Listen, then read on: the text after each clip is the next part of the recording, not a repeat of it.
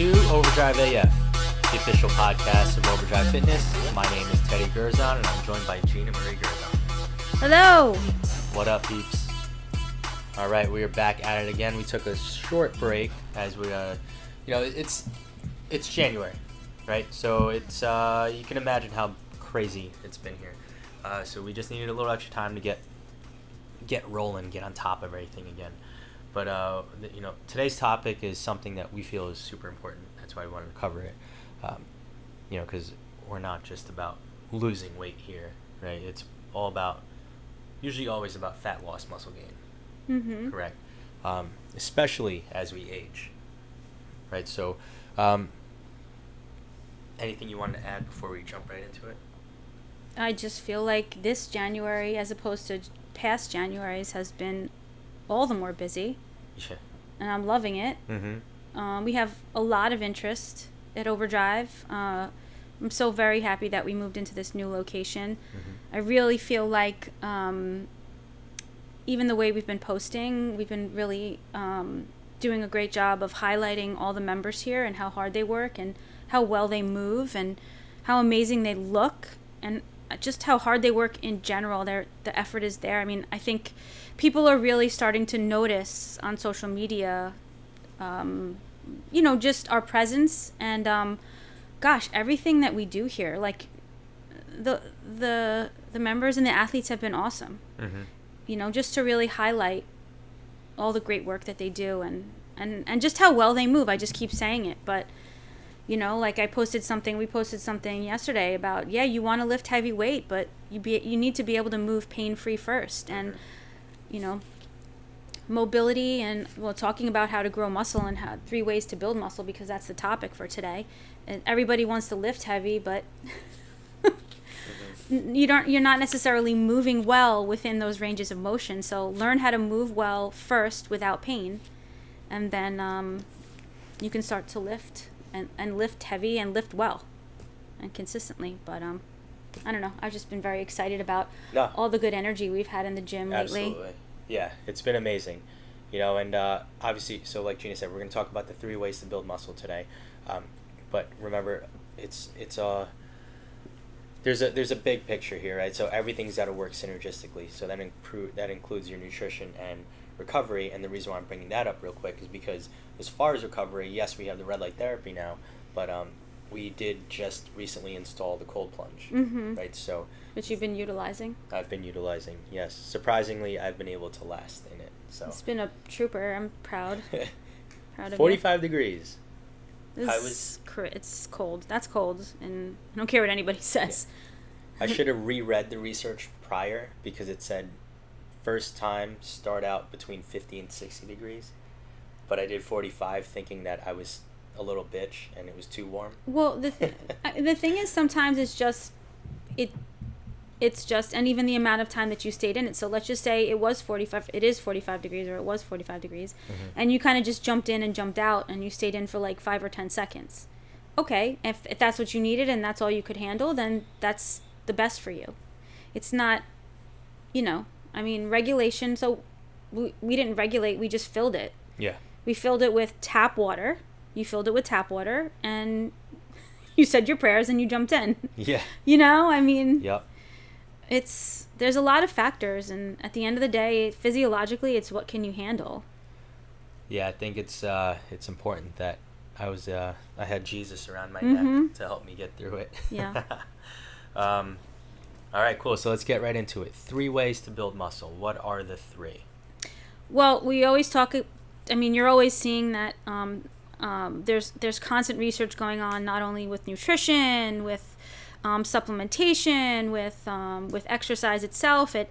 The science of growing muscle is complex. We know that, and there's constant research going on. There's constantly things being found and debunked and found out, and some frustration there too. But new findings are constantly emerging on muscle growth, along with other things in the science field. When we talk about how the muscles increase in size, we talk about the word hypertrophy, as opposed to the opposing word, or atrophy, which means muscle loss. Muscle loss, yeah. So we're always talking about the goal of growing muscle or increasing muscle size. I think too, with a lot of the research, is the more muscle somebody has, the longer the lifespan will be. The more muscle you have, most likely the stronger your bones are, the stronger your tendons and your ligaments are, and the healthier your joints are, for the most part. I mean, there are always exceptions to the rule. Hypertrophy, right, is muscle growth. It's the enlargement of the muscle cells, the muscle fibers. I mean, we can get even more intricate and more in detail to that too, but it's not a science class right now, and we're not, giving anybody grades. But based on what we currently know, there's 3 mechanisms of muscle building. And the first one is mechanical tension. Mm-hmm. The second one is metabolic stress. And the third one is muscle damage. So we've experienced, I'm sure most of us or all of us listening to this podcast, we've experienced all 3 of those things, and we're constantly experiencing all 3 of those things. And all 3 of those things are still kind of under debate. But I think the consensus right now within all the research is mechanical tension seems to be the most productive and the most successful at building muscle and generating more muscle tissue. Mm-hmm. So mechanical tension, we'll go over that one quickly, and we can just kind of go back and forth. Is that level of contraction. So there's 2 ways of creating that mechanical tension, which is passive and active. So the passive way of mechanical tension, if we just want to think about it, is if we were to stand up and, bring ourselves into a hamstring stretch or maybe a forward fold.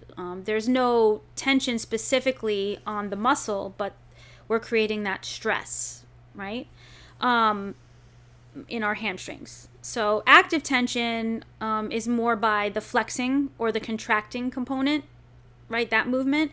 So let's just say you go to flex your biceps, you feel that contraction. That's that active muscle tension or active muscle contraction. The goal of creating that mechanical tension is always putting, and we're so on top of this all the time at Overdrive, is really putting the muscle and the body through, and that the joint itself through that full range of motion. So, say in a squat, pulling the hips beyond the knee crease, right? Full range of motion in a bench press is pulling the barbell all the way down to your chest and locking out at the top, driving your elbows behind you. We want full range of motion, right? That puts the muscle on a stretch. It allows the muscle to contract in its full range of motion. The joints go through its full range. There's a lot of healthy things that happen. And we want to have a decent amount of range of motion regardless, right?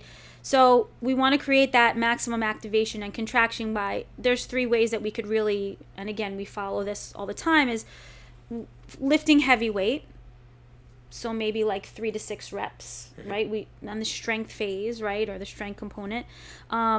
Lifting moderate weights, amount of resistance on the bar, the dumbbell, the band, whatever, for as many reps as we can, as much as we can until failure, or consciously contracting that muscle as hard as you can, like almost in like an isometric, right? So those are very successful, and they're constantly doing research on it to create that mechanical tension. And we talk about time under tension. So maybe I'll have you discuss that for a second. That's been, again, another research topic. It's constantly being researched too, but we work within that time under tension as well. So did you want to just cover that real quick? Yeah, I mean, it's simply exactly, or pretty much is exactly what it sounds like. It's the time that the muscle is actually under tension, right? Mm-hmm. So going back to even just the eccentric and concentric part of it, it's if your goal is actually building muscle, let's say for hypertrophy's sake, for to have a visual outcome, right? A difference in the actual look of your muscle. It is important to pretty much increase that time under tension. Like, you're not trying to move as fast as you can. Like, your goal here is not rate of force development. It's going to be actually that mind muscle connection that you hear a lot of people talk about. So it's really feeling the movement. Okay, not to say that moving weight fast isn't a bad thing, but what we're getting at right here is first you need to know what your goals are, and then how are you going to reach them. And in this case, time under tension is amazing for building muscle, for hypertrophy. Right, like not just dropping our ass down into a squat as fast as we can. No. If that's not the goal, where the goal is building muscle, Yes. not just that rate of force production, right? Like Yeah. in a power lifter or even an athlete, so we want them to be explosive, which we work on at Overdrive too. There's plenty of times we work on that as well, because we want our members to be very well rounded, and we want them to be to maintain their resiliency. Yeah. That's huge. So we're all athletes, or we've been athletes at one point in our lives. It's important for us to maintain that that health in that aspect as well, right? So I think, did we covered that, right? Did you say? So the second way that we could build muscle is metabolic stress, or we would call the burning sensation that you get in your muscles as you're contracting them, or how would Arnold say it? The pump. The pump.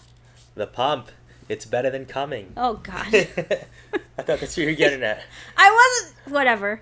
Well, I'm not making that line up. I'm glad you said it. We can bleep that out. Anyway, no, it's fine. Whatever. No, but the pump is amazing, right? And that's exactly what we're getting into right now. Chasing that pump. Chasing that pump, or the swelling of the tissue, so Yes. inside and outside of the muscle cell.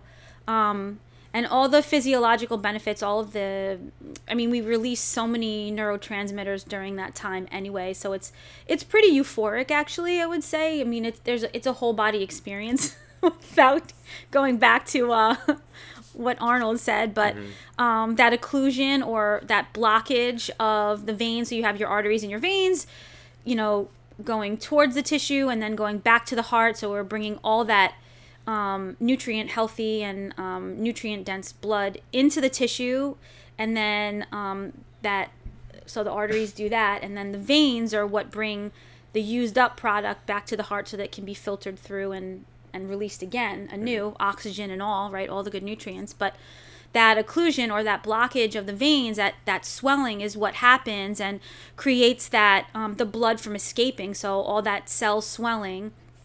And then even within the arteries, all that good blood coming in and all that contraction that's happening, that shifting back and forth of the filaments, right? If we get Teddy's the scientific sliding one. filament theory. Yeah. So creating that friction and creating the heat, that internal heat that we feel too, right? That metabolic rate and all the heat that we create through the contraction of the tissue, that persistent and consistent muscle contraction creates that swelling, creates that pump, and kind of walk around, and all this is where all the swelfies come in, and all the girls and all the guys just flexing in front of the mirrors. I know we don't have mirrors at Overdrive, but that's a huge part. The metabolic stress that is a really strong, and again, there's debate about this too. They're still working on that, but there's debate about this. But regardless, that metabolic stress is one of the factors and one of the key factors that create muscle and in the building of muscle. So I'm going to have you talk about this. Can we talk about lactate for a second? That buildup of metabolic byproduct, that lactate?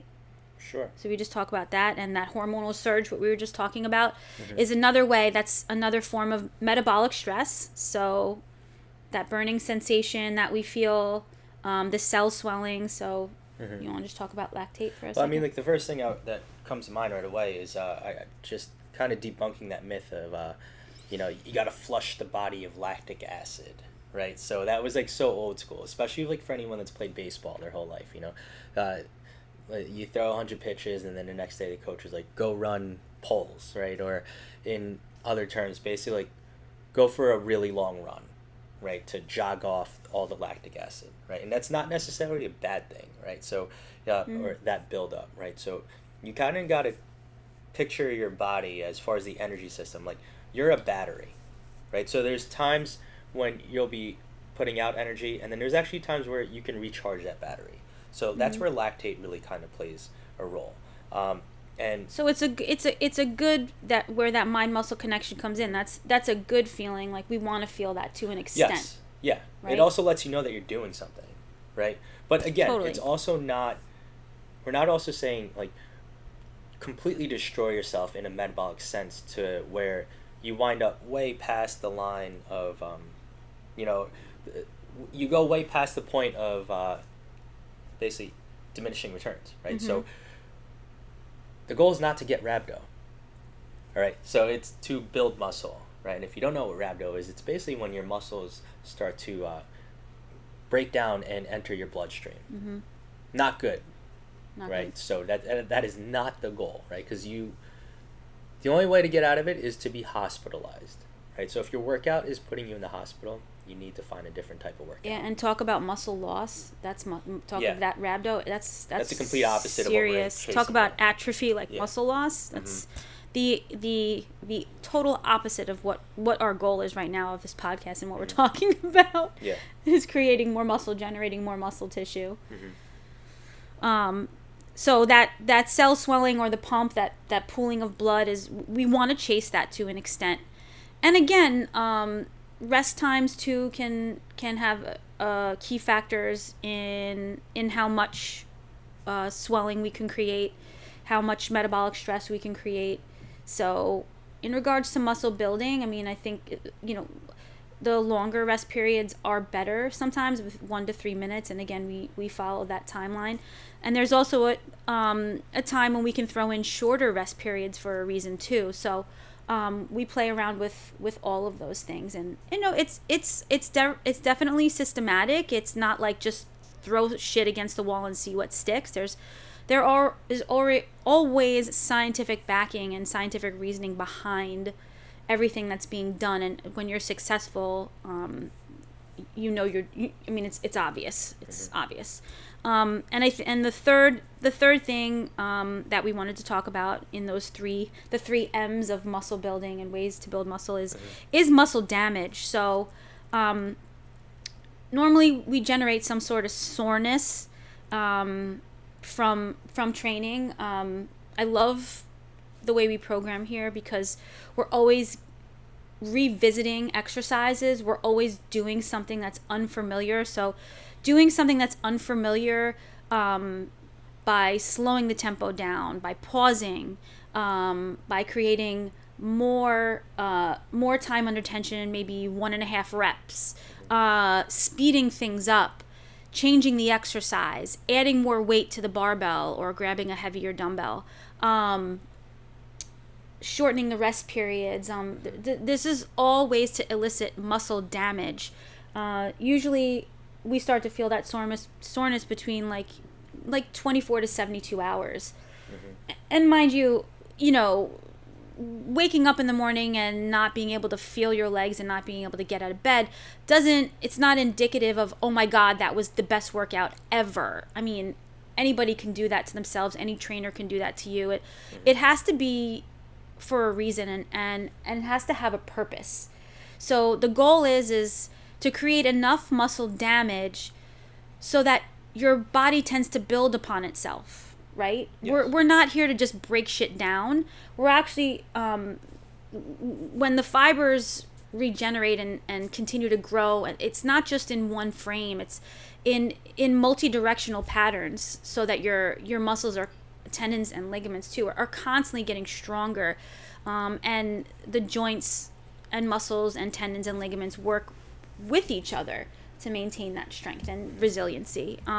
So we want to maintain that happy medium. So working the muscle into a stretch, mobilizing too, which everybody's great about here, is continuing to mobilize. We want to be strong, but we want the muscle to be able to move within that full range of motion as best it can. We'll give an example. Like we threw some calf raises in at the end of the workout the other day. 70 reps, mind you. It was a lot, yeah. Everybody always wants to pick up heavy weight. We're always huge proponents of that mind-muscle connection and feeling the tension and working through full range of motion and both of us is just stopping class for a second and, okay, stepping up on the upright of the squat rack and actually allowing the heels to descend and pausing for a second. Doesn't have to be with any weight. We're carrying our body weight.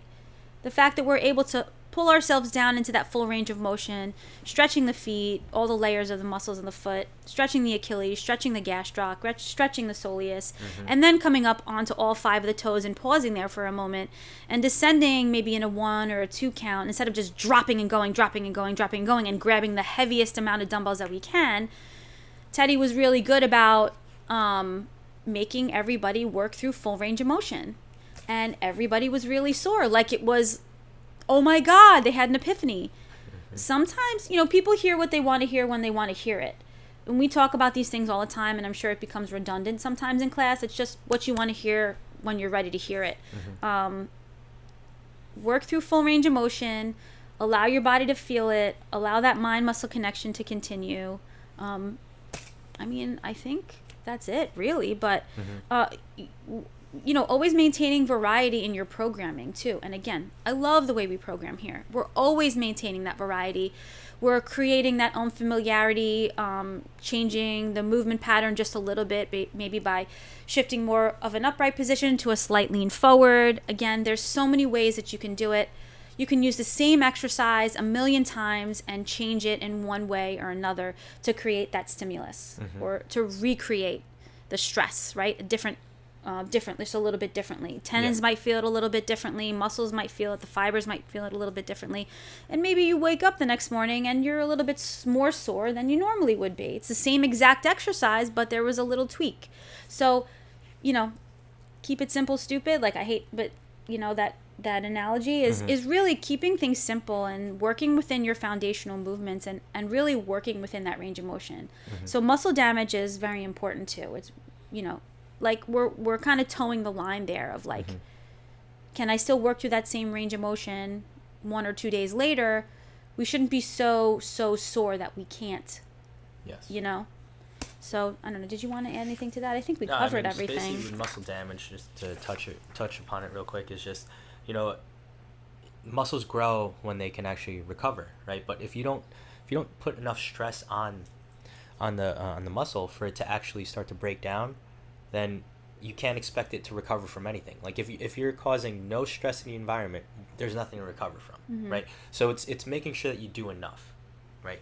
And not too much, right? So it's finding the right range to area to work within, but being mindful of everything you're doing, from intensity, load, rest, and even that mind muscle connection. We want to create that damage. We want to create inflammation, allow for your body to increase what we would call that protein synthesis.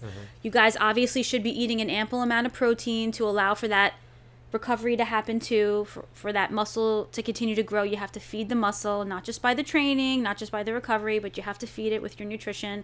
So all of those things play into part. That's important. But that was a lot of information, I think. Yeah.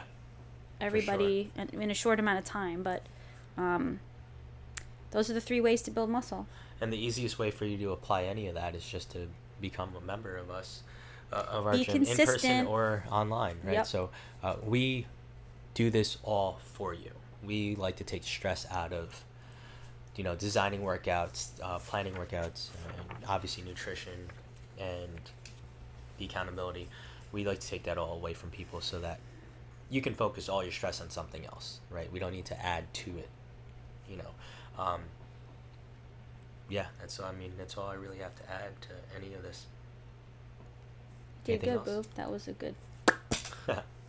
Awesome. So that's all we have for you this week on the Overdrive AF podcast. Thanks for tuning in to episode 169. We will catch you next week on another episode. But until that note, we are out.